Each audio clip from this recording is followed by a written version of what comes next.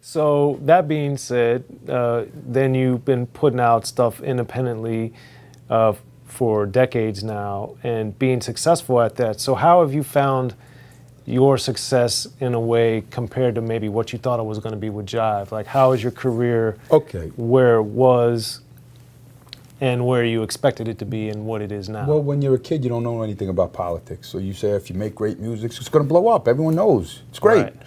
So when the label and me were fighting, I'm like, just they're going to release something, the world's going to go crazy, it's going to blow up because I'm great.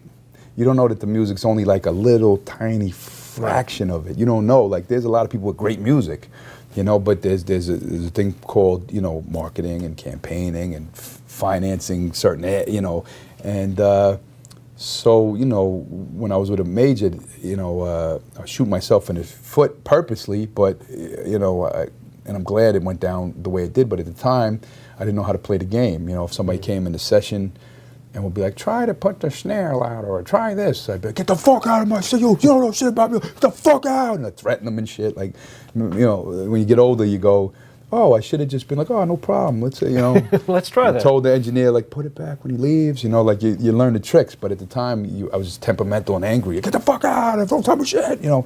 So, you know, it was crazy. So, I forgot what your question was, but well, just where your career ended up. Oh yeah, okay. So when I was on Jive, you think that you know, because you get a 9-bid war and like all the legends wanted to work with me and this and that. So you go, oh, I'm going to be a superstar. And even when I was a teenager. And let's quickly reference at the time at Jive, you had Tribe Called Quest at the time, Boogie Down Productions, Too Short, Spice One. It was just a huge rap label that was doing major things. Yeah, exactly. And Def Jam wanted me, and Priority wanted me, and Warner Brothers wanted me, and Tommy Boy wanted me, and a whole bunch. I can't remember who. It was everybody. Name it, Mercury, whoever the fuck it was. So I'm like, as soon as the world hears the music, it's gonna blow up. I'm great. You know, you get an ego. I'm great. It's gonna just blow up because I don't need shit except expose me and it blow up. So you know, I thought I was gonna be. You know, and everybody at the label, of course, oh, you're gonna go platinum, you're blah, blah, platinum. They're telling you that in your ear. So you have no doubt that that's where you're gonna be. So then when everything's falling apart and you're losing your temper and going crazy, you know, things didn't go the way they were supposed to.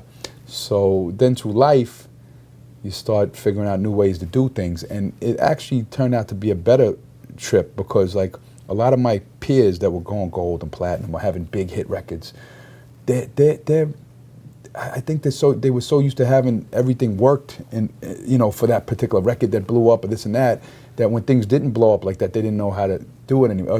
Oh, I must not be good anymore because my records, no one gives a fuck. But no, they just didn't have the machine anymore. But me, I never had the machine because the machine exploded on me, you know. Gotcha. So I did everything myself, year after year after year after year after year. And what happened, why it was better, was because it was a long, like these fans just kept climbing on board and climbing on board and climbing on board. And so, you know, year after year, it just kept growing and growing. And so many of my peers that had all the big records back then, they're called, hey, can you put me on tour with you? Let's do something now. Let's do something. I'm like, yo, when you were all over the radio, you wasn't calling me to do something, you know?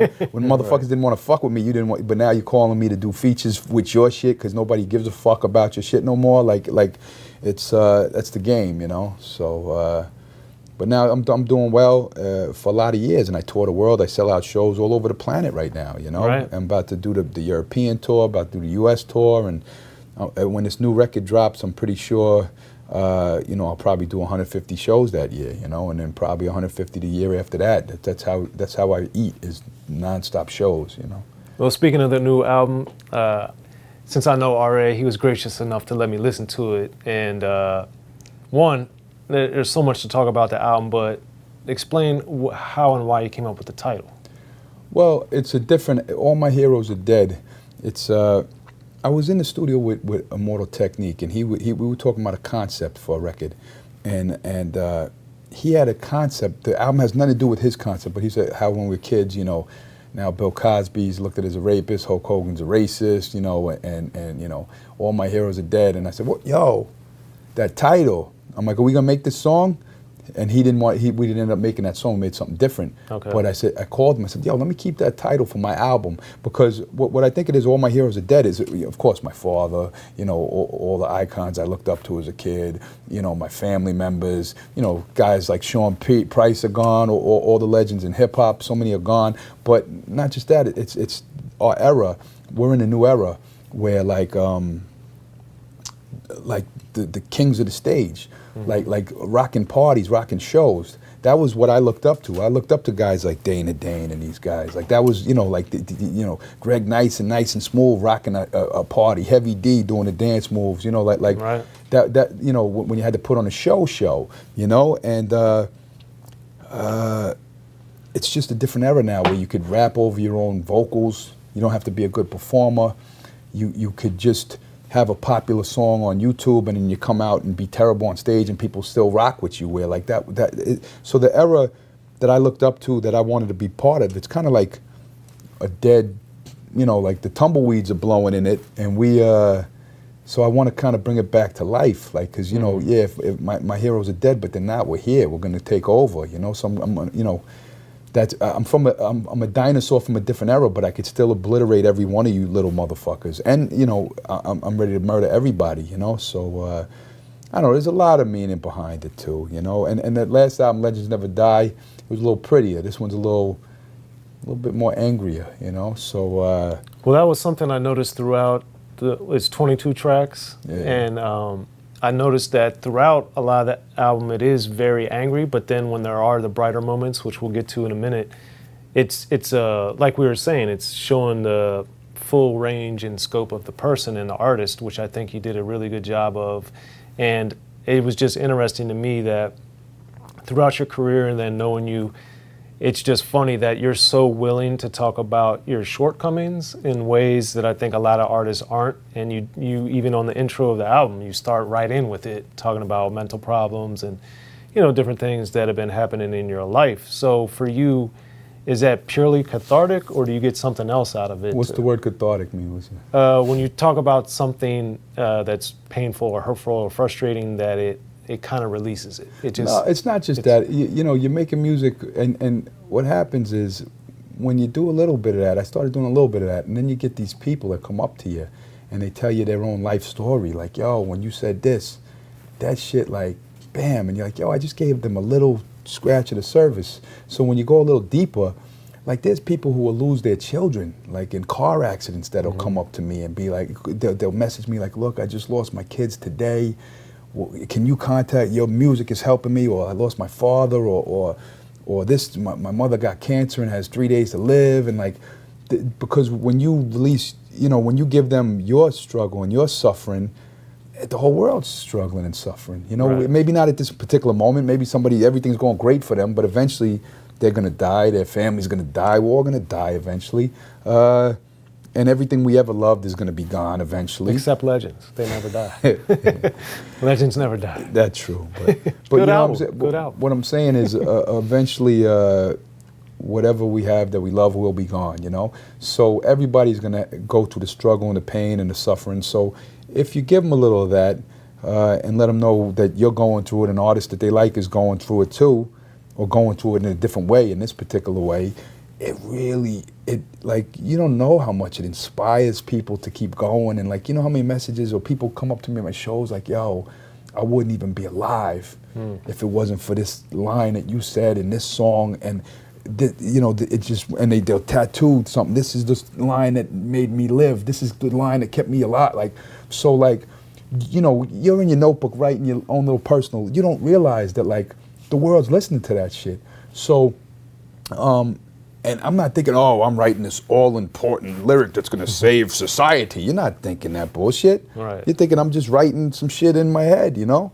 So what I'm feeling. And then it's the responses from the world, you know? And I'm not saying I'm special, I'm the only one. It's like people react to that, you know, they look up to the entertainers because the world is tough. So they go to entertainers for inspiration, for this and that. So if it's not me they're getting it from, it might be someone else they're getting it from. But like, when I give my records, I want to kind of do my part, you know, do my part of that. Well, one great example of that is the Firstborn record on there. as a father myself and also having a daughter, I liked the message and the feel of that, and talking about, because as someone that knows your music and knows you and how crazy you are and can be, to see the gentle, like, appreciative side of you in a song, I thought was phenomenal. So what made you comfortable being that personal on that side of the spectrum? Well, because, you know, my daughter melted my whole, you know, existence. Like I said in the song, I was firstborn. When I had my firstborn, I didn't even, you know, but my father was the man I loved more than anything in the world. And when he passed, it was like, I could never love nothing more than that. That's, you know, that's what life, you know, I lost the human being that I'll never love anything. Then when you have a kid, you know, I love this kid 10 times more than my father. And I love my father more than anything in the world. But like my daughter, I can't even believe that, and everyone out there that has kids knows what I'm talking about. It's not like it's just me. No, the whole world feels that. It's like, so yeah, I never knew I could feel like that. And everything she does, you just get emotional and you get like, you know, nothing's important except for this, you know? You know, so everything that you did in your life who gives a fuck, you know? So then my son was born too, which I told him on the album I owe him the John song on the next one, because I didn't write him one yet, but I'm going to write something real special for him next. But yeah, it was easy to write that record. It was just, you know, I wrote on Legends Never Die, I wrote the record about my father, Legends Never Die, Daddy's Halo, and people said the same type of thing, like, how did you open up like that? I'm like, that was easy to write, because, you know, that's the thing you love the most. So my daughter, that record was, and plus, a lot of people do records about their kids or this and that.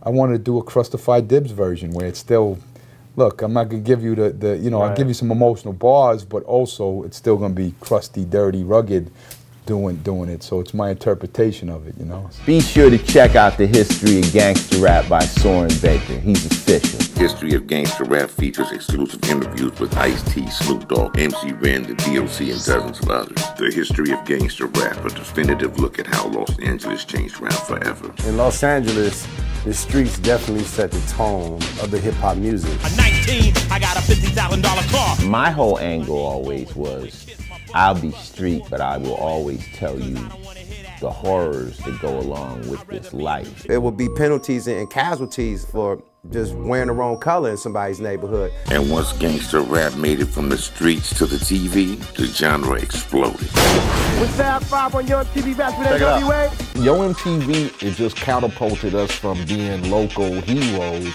to national gangbang rappers. The History of Gangster Rap discusses it all from 1980 up till today. It's always gonna be shit happening in the street. You know what I mean? So it's always gonna be something to talk about. The History of Gangster Rap in stores now.